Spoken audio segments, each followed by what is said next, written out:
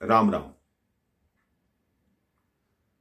कई लोग कहते हैं कि गुरु की क्या आवश्यकता है, हम पुस्तक पढ़ लेंगे क्योंकि पुस्तक तो उस तक पहुंचाती है। हम उन्हें कहते हैं कि उस तक पहुंचने के लिए पुस्तक पढ़ाने वाला भी तो कोई होना चाहिए। आप अपने मन से, अपने दिमाग से ये सोच कर देखिए कि पुस्तक भी तो उसने लिखी जो उस तक पहुंचा हुआ है। इसलिए बिना गुरु के ज्ञान दिए आप कुछ नहीं कर सकते। आप देखिए, आप अंधकार में बैठे हों तो आपको दिखाई नहीं देता। एक दिया जला दो तो आपको दिखाई देना आरंभ होता है, लेकिन जब सूर्य का प्रकाश होता है तो आपको सब कुछ दिखाई देता है।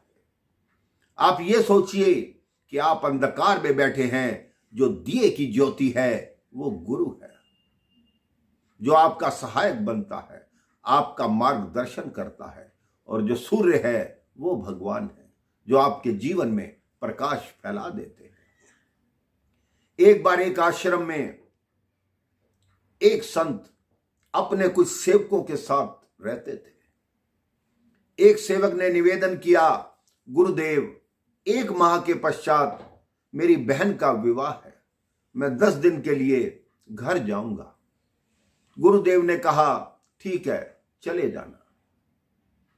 जब 1 सप्ताह रह गया, उस सेवक ने फिर कहा, गुरुदेव, अब 1 सप्ताह रह गया, मेरी बहन का विवाह है, मैं 5 दिन बाद 10 दिन के लिए जाऊंगा। गुरुदेव ने कहा, ठीक है, चले जाना। सेवक के मन में यह था कि शायद गुरुजी मेरी कोई सहायता करेंगे। वो डर के कारण गुरुजी को कह नहीं पा रहा था। जब केवल 2 दिन शेष रह गए, वो फिर गुरुवर के पास गया कि गुरुदेव, कल प्रातः मैं चला जाऊंगा, मेरी बहन का विवाह है। गुरुदेव ने कहा, ठीक है, कल प्रातः जाओगे तो मेरे पास ये 5 किलो अनार रखे हैं, ये तुम ले जाना। और 2 सेवकों को कहा, तुम भी इसके साथ जाओ और इसकी बहन की शादी करवा कर ही वापस आना। और उस सेवक को कहा, तुम किसी प्रकार की चिंता मत करो, तुम्हारी बहन की शादी ऐसी होगी जैसी राजा महाराजाओं की पुत्रियों की होती है। अब वो तीनों प्रातः चल पड़े। वो सेवक राजस्थान का रहने वाला था।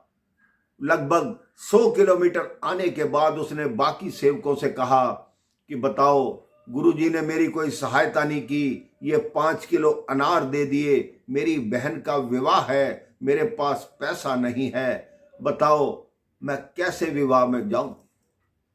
उन सेवकों ने कहा, आप गुरुजी पर भरोसा रखो, आप चलो तो सही, भगवान अपने आप सब ठीक करेंगे।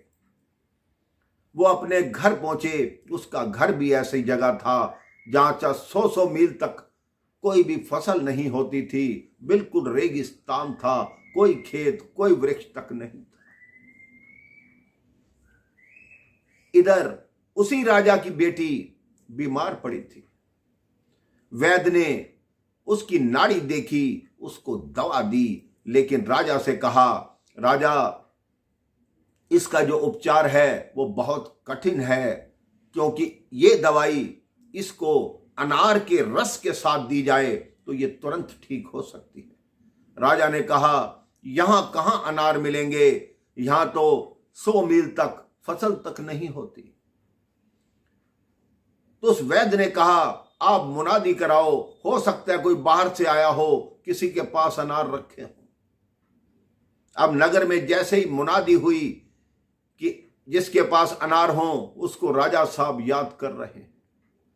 तो ये सेवक जिसको गुरुदेव ने 5 किलो अनार दिए थे, ये 5 किलो अनार उठाकर राजा के समक्ष प्रस्तुत हुआ। राजा ने पूछा, आपके पास ये अनार कहां से आए? तो उन्होंने अपने गुरुदेव की सारी कथा उनको बता दी। राजा ने वो अनार स्वीकार किए, उसका रस निकाला गया, अपनी बिटिया को दिया, उसकी बिटिया एकदम स्वस्थ हो गई। राजा ने कहा पूरी बहन की शादी नहीं है, अब ये समझो वो मेरी पुत्री की शादी है। राजा ने उस विवाह का पूरी व्यवस्था की और ऐसी व्यवस्था की जैसे राजकुमारियों के विवाह की होती है। जितने बाराती आए थे उनकी सेवा की गई, सबको आभूषण दिए गए, लड़की को इतना दान दहेज दिया गया कि लोग कहने लगे आज तक ऐसा विवाह हमने देखा ही नहीं। तब उस सेवक को अपनी गलती का एहसास हुआ कि मैंने सोचा गुरुदेव ने केवल 5 किलो अनार दिए हैं, इससे क्या होगा। वो मन ही मन खुद को कोसने लगा और जब आश्रम में वापस लौटा अपनी गलती के लिए अपने गुरु को प्रणाम करके क्षमा मांगी। आप भी अपने जीवन में सोच लीजिए, गुरु सदैव आपके हित की बात करते हैं, आपके जीवन को सही दिशा में चलाने के लिए कई बार वो ऐसी बात करते हैं जिससे आपका जीवन सीधे मार्ग पर चले। राम राम, जय श्री राम।